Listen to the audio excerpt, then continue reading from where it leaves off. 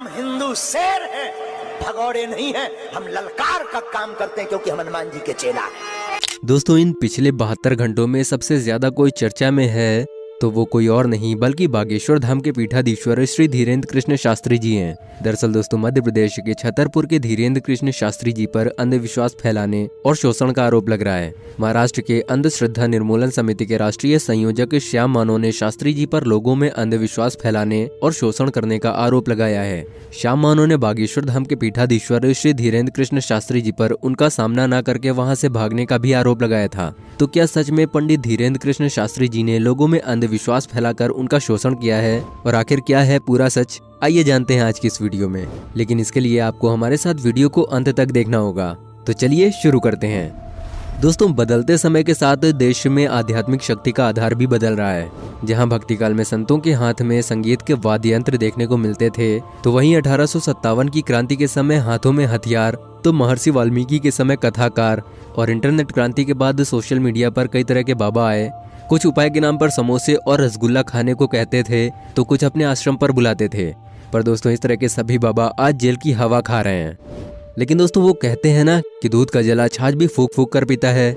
ऐसा ही लोगों ने इन बाबाओं के जेल के जाने के बाद भी किया। दरअसल दोस्तों, जब इस तरह के बाबाओं ने भोले भाले लोगों को अपने जाल में फंसाया, तो लोग बाबा या आचार्य के रूप में न सुने हुए नाम को सबसे पहले शंका की दृष्टि से देखते हैं, और इन सब में हमारी मीडिया का अहम रोल रहता है। ऐसे में एक नाम अचानक से लोगों के बीच काफी ज्यादा प्रचलित होने लगा।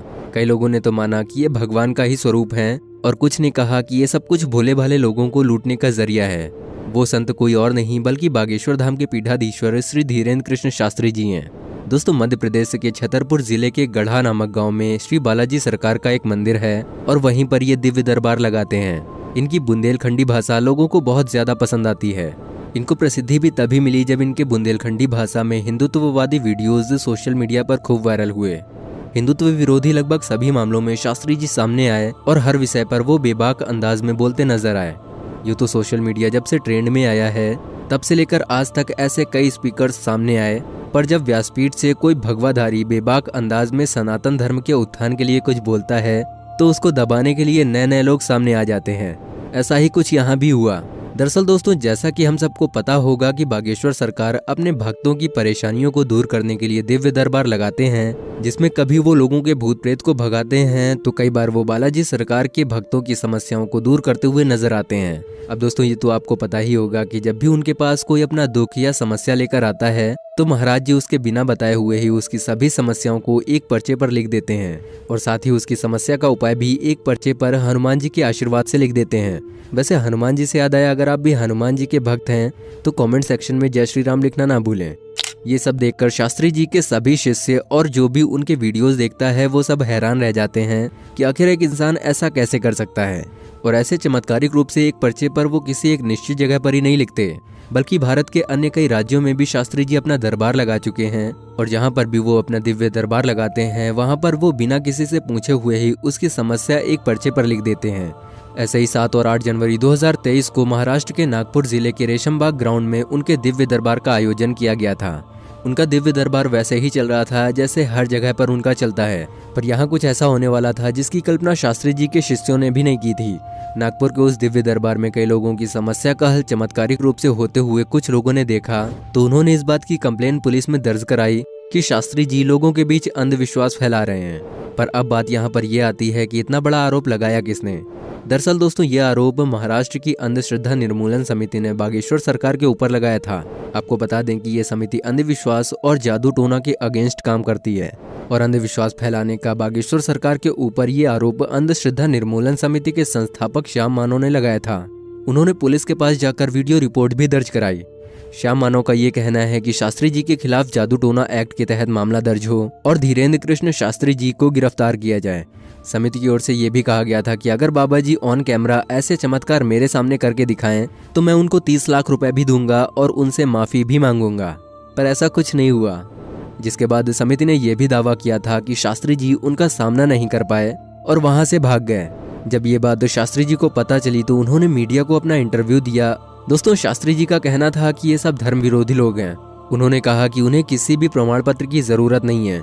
समिति के 30 लाख रुपए के इनाम के लिए शास्त्री जी ने यह भी कहा कि जो 30 लाख रुपए वो हमें देने के लिए कह रहे हैं, वो रुपए उस समिति के लोग गरीब कन्याओं के विवाह में लगाएं। और जितने 30 लाख वो हम पे खर्चा कर रहे हैं गरीब बेटियों के विवाह में लगावे। समिति के द्वारा दिए गए चैलेंज को शास्त्री जी ने एक्सेप्ट कर लिया था और उन्होंने 20 जनवरी और 21 जनवरी को छत्तीसगढ़ के रायपुर में दिव्य दरबार लगाया, जिसमें उन्होंने नेशनल स्ट्रीम मीडिया को अपने दरबार में बुलाया। साथ ही उन लोगों को भी अपने दरबार में आने का आमंत्रण दिया जो कि बालाजी के इन चमत्कारों पर विश्वास नहीं कर रहे थे। दोस्तों, उस दरबार में मीडिया से लेकर वो सभी लोग आए जो कि बागेश्वर सरकार के चमत्कारों पर विश्वास नहीं कर रहे थे। पर अंधश्रद्धा निर्मूलन समिति के संस्थापक श्याम मानव, जिन्होंने शास्त्री जी के खिलाफ पुलिस में कंप्लेंट कराई थी, वो इस दरबार में नहीं आए।